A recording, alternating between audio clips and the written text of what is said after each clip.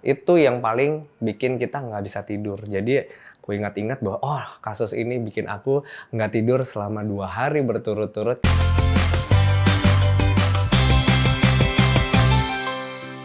Perkenalkan, nama saya Dr. Andreas, saya dokter spesialis anak yang sudah berkecimpung di dunia anak sejak tahun 2018.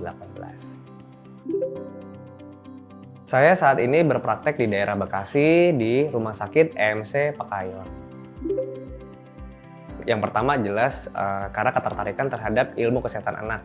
Yang kedua, bagaimana kita tertarik karena tadi ingin meningkatkan taraf kesehatan anak-anak Indonesia yang kita tahu zaman dulu itu kayaknya anak Indonesia terkenalnya adalah pendek dan kecil. Sehingga tadi gimana caranya saya bisa membantu pemerintah untuk bisa meningkatkan tadi kualitas kita jadi lebih baik dibandingkan yang sebelumnya. Pengalaman spesial atau nggak terlupakan sebenarnya ada yang baik dan yang buruk. Nah ini aku ceritanya yang paling nggak enak aja dulu deh. Kenapa? Karena dulu aku pernah mendapati pasien yang menderita penyakit DBD, demam berdarah denggi, yang masuk fase shock. Ya, dimana itu tahu sendiri, fase shock itu berarti kekurangan cairan dan akhirnya membutuhkan perawatan intensif di ruang ICU. Nah, perawatannya itu sangat amat membutuhkan multidisiplin ilmu ya. Jadi dokter-dokternya bukan cuma dokter anak, tapi ada dokter nutrisi, ada juga dokter ICU-nya untuk memantau karena itu dalam hitungan menit dia bisa ada perubahan. Itu yang paling bikin kita nggak bisa tidur. Jadi aku ingat-ingat bahwa oh kasus ini bikin aku nggak tidur selama 2 hari berturut-turut karena harus memantau kasus tersebut. Karena memang yang kita tahu DBD itu ada yang ringan, ada yang berat. Yang berat itu tadi bisa sampai fase shock dan bisa menyebabkan kematian. Oke, kasus DBD di bulan ini memang nggak banyak. Tapi beberapa bulan yang lalu, sekitar 3 atau 4 bulan itu, di daerah Jawa Barat itu terjadi KLB besar-besaran di mana kasusnya setiap hari itu yang hadir itu adalah kasusnya DBD semua. Dan itu menyebabkan kepusingan di rumah sakit ya, atau di fasilitas kesehatan, di mana tadi karena kita tahu DBD itu bisa ringan, sedang, berat, dan terjadi perubahan yang sangat cepat, sehingga membuat kita menjadi lebih sibuk dalam mengawasi pasien. Dan itu sangat amat membuat kita tuh, aduh ini bisa nggak ya sampai drop ke kasus yang berat. Nah itu butuh perhatian khusus dan ternyata memang rumah sakit jadi kayak ini penuh banget. Wah ini kayaknya semua tuh kayak udah kewalahan terhadap kasus DBD saat itu. Dan alhamdulillahnya akhirnya berkurang juga ya, sampai sekarang kasusnya belum meningkat lagi, mudah-mudahan jangan ya. Oke, yang membedakan antara demam berdarah denggi dan juga demam biasa itu kalau demam berdarah denggi biasanya dimulai dengan demam yang tinggi secara tiba-tiba. Seringkali suhunya mencapai 39-40 derajat Celcius dan disertai dengan gejala-gejala seperti sakit kepala hebat, ya itu biasanya di daerah belakang mata, nyeri otot, sendi yang sangat kuat sering menggambarkan sebagai breakbone fever, serta terdapat ruam pada kulit. Ruam ini bisa muncul pada hari kedua hingga hari kelima demam, dimulai dari dada dan juga menyebar sampai ke seluruh tubuh. Mual dan muntah juga biasanya muncul pada kasus-kasus ya penyakit demam berdarah denggi. Pada demam biasa, gejala awal seringkali lebih ringan dan lebih berhubungan dengan saluran pernafasan seperti batuk, pilek, dan juga nyeri tenggorokan, serta demam yang tidak terlalu tinggi. Ruam pada DBD memiliki karakteristik khusus yang membedakannya dari ruam pada infeksi virus yang lain. Pada DBD, ruam biasanya muncul pada hari kedua hingga hari kelima demam. Ruam ini sering dimulai sebagai kemerahan menyeluruh pada kulit atau kita sering sebut namanya flushing, yang kemudian diikuti oleh munculnya bintik-bintik merah kecil, kita sebutnya namanya teki, akibat terjadi perdarahan kapiler di bawah kulit. Ruam ini bisa menyebar dari dada, ke lengan, kaki, dan juga wajah.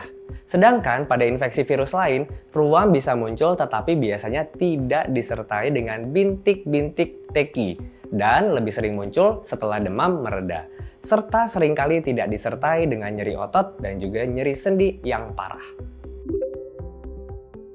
Oke, DBD memiliki potensi untuk berkembang menjadi kondisi yang sangat serius, terutama jika anak masuk ke dalam fase kritis setelah 3-7 hari demam tinggi. Pada fase ini, suhu tubuh biasanya turun, tetapi bisa menjadi tanda awal dari kebocoran plasma, di mana cairan darah keluar dari pembuluh darah ke jaringan tubuh. Hal ini dapat menyebabkan shock hipovolemik jika tidak segera ditangani. Selain itu, pada fase ini, jumlah trombosit biasanya mulai menurun secara drastis yang meningkatkan resiko perdarahan secara signifikan. Oleh karena itu, pemantauan ketat di rumah sakit diperlukan untuk mengawasi tanda-tanda ini. Pada demam biasa, resiko komplikasi serius seperti ini sangat jarang terjadi. Oke, gini penjelasannya. Meskipun demam pada DBD cenderung lebih tinggi, hal ini bukan satu-satunya faktor yang perlu diperhatikan. Yang lebih penting dari itu adalah pola demam dan gejala yang menyertainya.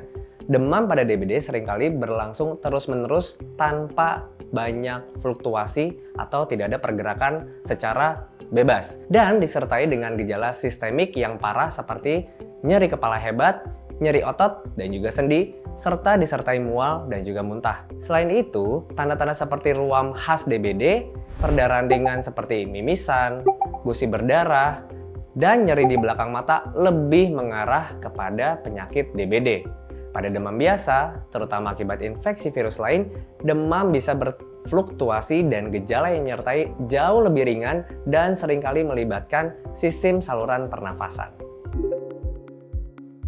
Anda harus segera membawa anak ke rumah sakit jika dia menunjukkan tanda-tanda yang mengarah pada DBD, seperti demam tinggi mendadak yang berlangsung lebih dari 3 hari tanpa tanda-tanda membaik.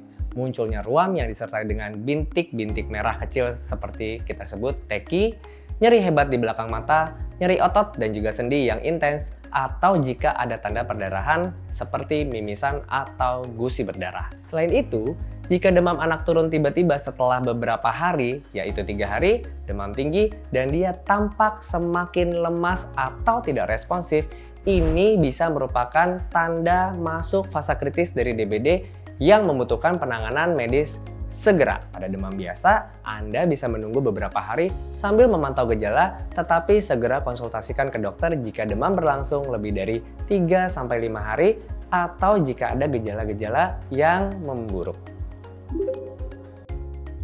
Yang harus dilakukan oleh orang tua jika anak mengalami demam, penting untuk memastikan dia tetap terhidrasi dengan baik. Berikan cairan seperti air, kuas sop, atau oralit untuk mencegah dehidrasi. Gunakan juga obat penurun demam seperti paracetamol. Tetapi hindari penggunaan aspirin atau ibuprofen jika Anda mencurigai anak terkena DBD.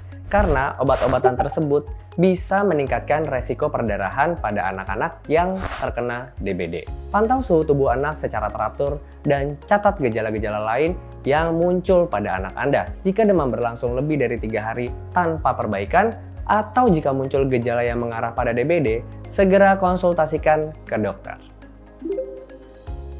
Sesuai dengan anjuran dari Kemenkes, kita tetap perlu melakukan pencegahannya dengan melakukan 3M+, seperti menguras tempat penampungan air, menutup tempat-tempat penampungan air, mendaur ulang berbagai barang yang memiliki potensi untuk dijadikan tempat berkembang biak nyamuk Aedes aegypti. Selain 3M yang dimaksud pada plus antara lain, menanam tanaman yang dapat menangkal nyamuk, memeriksa tempat-tempat yang digunakan untuk penampungan air, memelihara ikan pemakan jentik nyamuk, menggunakan obat anti nyamuk, dan memasang kawat kasa pada jendela dan ventilasi yang ada di rumah.